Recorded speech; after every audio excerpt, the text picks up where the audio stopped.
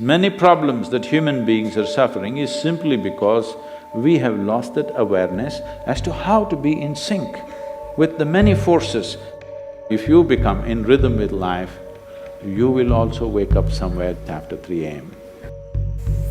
At that time, if you sit up and do whatever process you have been initiated for, it will bear maximum fruit.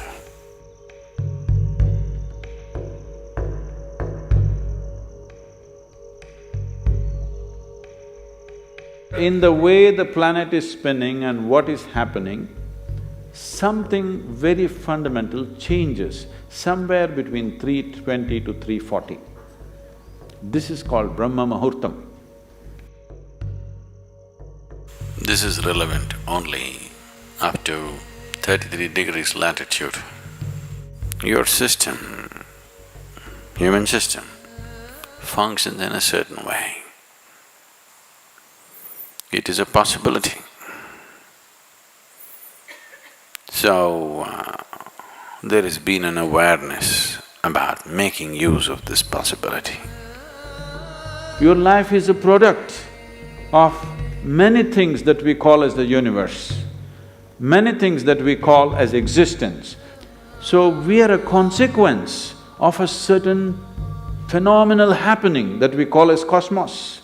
We are not an individual existence. So when you get in sync, certain things will happen. You know, there's a cicadas in where we are in Tennessee, the US ashram, they wake up once in 17 years. Can you beat it? They know it is 17 years and they come awake and they breed and they go back to sleep. They're keeping time once in 17 years, no alarm bell anywhere. Well, how is this? I'm saying they're in sync with nature. We have lost sync within nature and we think that is our nature. No. All the many ailments, many problems that human beings are suffering is simply because we have lost that awareness as to how to be in sync with the many forces which are making us who we are. So yoga is to bring that sync so that you are in rhythm with life. If you become in rhythm with life, you will also wake up somewhere just after 3 a.m. If you're conscious, suddenly a certain spark of aliveness will happen within you. Even if you're in deep sleep, you will come awake. This must happen to you. This means you're falling in sync with it. You're falling in sync with life. So what should I do?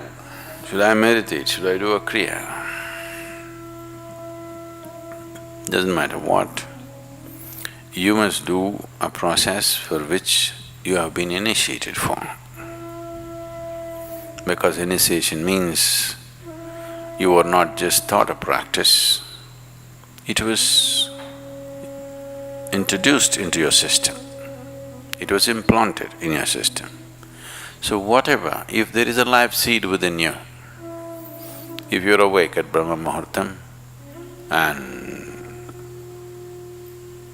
sit for whatever that practice is, it bears maximum fruit because of the way the planet is behaving in relation to your system. If you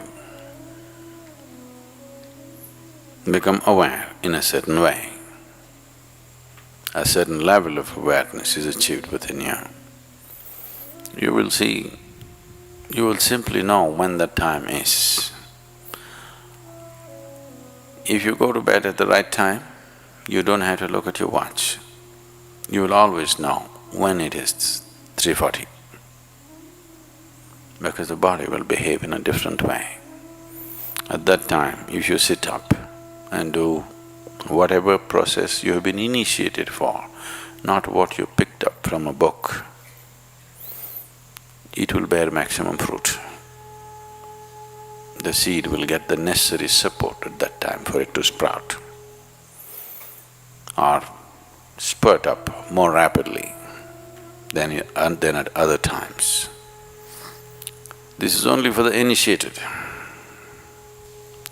If you're not initiated, you're a book yogi, then 340, 640, 740, not so much of a difference. Sandhya kalas are more important for such people. Sandhya means 20 minutes before sunrise, 20 minutes after sunrise, or 20 minutes before sunset and 20 minutes after sunset. The same goes for noon and midnight, but they're of a different nature. So these two twilights are better for the uninitiated. 340 is good for those who've been powerfully initiated.